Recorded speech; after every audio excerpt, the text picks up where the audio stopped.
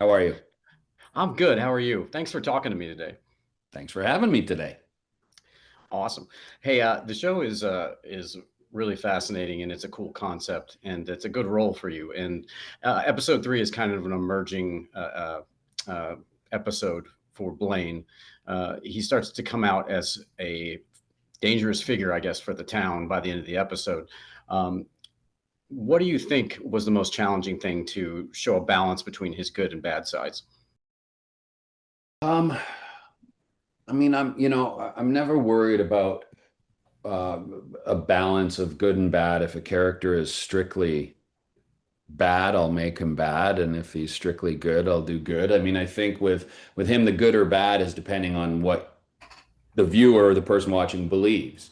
Because for Blaine, he obviously doesn't see himself as a bad person because he has this devout faith in what he believes, and he believes with these revivers that they are essentially the devil's children. So he doesn't see anything bad with wanting to get rid of them in any way possible because that's saving the souls of everyone, right? So, like being the man of God, he sees it, as we know from a lot of religious zealots in the world, that they don't consider themselves bad, right? They're just like, this is for your good. And that's sort of where the whole thing goes with him, right? Is he's like, no, no, no, listen, if you want to be saved, we need to get rid of them. You can help me get rid of these revivers. Save yourself, save our town. So for me, there was no like, what's good, what's bad. It's more like he believes it. So Steven, the actor, better believe it, or be convincing in that. Yeah, there's an intense scene at a funeral, and involving some flames and some heroics, depending on which side of the coin you fall on. Did they Exactly. get let you? Did they let you play around a little bit with the fire, or was that all special effects, or how did that No, scene that go was down? all that, actors and fire. Nah, never a good mix. And we were in a church, so wooden beams, fire. Mm, no, no, there's none of that. I mean, but we had candles in one of the church, which was really cool. But no, that was one of those things where you get to act. It was fun, you react. And I think there was, which was a story that, of course, I tend to flog a dead horse, as anyone who works with me gets to find out. There was, because in the actual script, when I throw when, I think it said in now I'm going to mess up this joke, but I think it was like boom, or let's just say it was boom, but it was written in big, bold letters and capitals across the page of the script. So, of course, what I had to do, and I don't think it was boom. It was some other word like that. But of course, when we're doing it, I go boom, and everyone jumps. And then of course I had to do that every time after. Not when I was on camera because obviously I couldn't be saying boom. But yeah, so that was play. Yeah, it's a very Ron Burgundy thing. You have to read everything that's on the script. Yeah, yeah. Well, that was my bit. And of course, for some, it's like, oh God, grow up. No. Sure.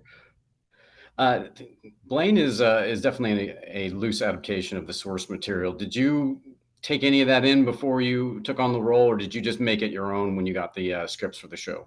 Well, with Aaron and Luke, it was like because I hadn't read the comic books or the graphic novel, I should say. Um, from the get-go, it was okay. There's this character we're interested in you playing, and he's a sort of a fire and brimstone preacher. And I was immediately like, oh, yes, this is great. Preacher, please go on, go on. And being that from the get-go, it wasn't going to be the Blaine Abel from the graphic novel, I didn't need to go into any of that because I was like, what do we have here? What is this character? What do we want him to be? And we just built it from there. And so through discussions and through their writing, Blaine appears. And then it was sort of the physicality of him was really on because again, it doesn't matter how much you go over scripts, read your lines. When you hit the set and you look at another actor and some wind blows a different direction, it becomes different. So that's how then physically, when Blaine is first sort of seen, the garage when he walks and they walk up, it just immediately felt sort of the stillness and the presence of I don't need to, like, hey guys, settle down. There's one person judging us here, and that's up there. So everyone, so the stillness quickly came that first day of shooting. That was like, well, I like this. Someone who's just very still and will just get, and especially with my size, much larger than, well, aside David's the same size, but playing up to, especially with Romy, just to be going right down and sort of like, hey, little girl, like that was fun. So all of that came once you're physically in the scene and actually doing it. So that's where that developed along as the show went.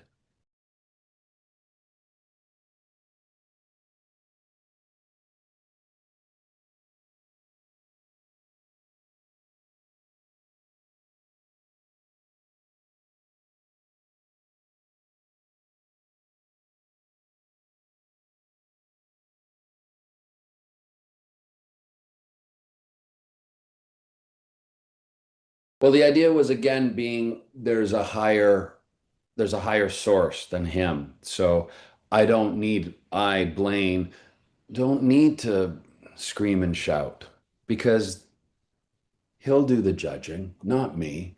So that became more and more. I think I went into that. I went deeper into that sense of, hey, chill. Because even with my size, like with Romy, who's, much shorter than me, just standing next to someone much shorter, you're just there, just be present. And yeah, that just came sort of naturally with the reality of the situation. Yeah, it played well, and it played well with how you kind of had that reserved, uh, you know, the charisma, the gravitas. Yeah, it's interesting. It's fun to do that. Yeah, for sure. The ideas are also really interesting themes, and I'm curious about you, Stephen. How would you react if people started reviving like they did in the show? Would you think it was a blessing or a curse? I mean, I'm not a fan of these worlds, like apocalyptic worlds. I don't want to live through those. I'd probably just say good night, goodbye. Thanks for my time on this planet. Um, yeah, I just have no interest in living in worlds with that kind of stuff. It's not good or bad. It's just not my cup of tea. So I'd find a way to go night night. Yeah, that's fair. Uh, Melanie Scrofano is terrific. I'm a big fan of hers, and she's executive producer, lead of the show. What's it been like working with her? And she definitely has a fun quality on screen. Is she like that off camera as well? Yeah, she's great. Like I'm usually, and I don't want to say I'm usually the jackass because I'm not, and I like to have fun. Let's put it that way. And sometimes say things that not that they're not appropriate, but just to have to play around. Well, with Melanie, I don't have to worry because she's up here. So I'm like, okay, cool, it's all good. She's hilarious. I'm usually the one, especially doing press and stuff, where people are, watch your mouth, Steven. But no, Melanie said stuff from the get-go that I was like, okay, this is fine. She's awesome. She's just yeah, she's got a great energy and funny, very sarcastic and uh, yeah, her humor is great. Well, can you tease or set up something that's coming up for Blaine in the upcoming episodes? I mean, obviously we don't know too much, but give us a little something to look forward to. Blaine sings, You're and kidding. yeah, and it's not a musical. Let's put it that way. Um, I get to, as preachers do, they get to start the hymn, if you will, right? It's a hymn, yeah, hymn. Um, so yeah, which was one of my favorite scenes to shoot because it's kind of terrifying to sing, especially a tune, a hymn that I kept slipping into like a Merry Christmas song because I'm not used to hymns. So that comes and then following this hymn. there's a really wonderful sort of a sermon that Blaine gives that I think is so wonderful. It's shot beautifully. So the combination of this beautiful camera work and Blaine sort of giving this sermon with a hymn is, I think, is pretty epic. And everything I've seen of it, I'm like it, it's not, I'm not being precious with looking at myself or not, but I'm like, man, that looks cool. It just looks epic. Well, Like you want that as big as possible because it's a very cinematic moment, I feel. that sounds awesome. Are you a singer in real life? I mean, you've got a very commanding voice, but Love to sing, and I have so many friends or singers, songwriters, musicians. At one point, I wanted to do a duet with one of them, but I'm not like a singer. I just love to sing, and I love music. So it's one of those things of I just enjoy there. I love singing. But like singing in the shower type of thing, but not always in the shower. Singing in the car, I'll sing all the sure. time. I sing to my dad. I do like to sing, but there's nothing professional about this. That's awesome. Hey, well, thanks so much for the time. I really enjoy the show. I enjoy your performance on the show, Thank you. and I can't wait to see the singing episode. I haven't gotten to that one yet, It's so not like a whole episode of singing, and well, you never know. Maybe they cut the whole thing out and I don't sing because they were like, I don't think the world needs this, which I'd understand. But hopefully, I think there's some of it in, and you get to enjoy.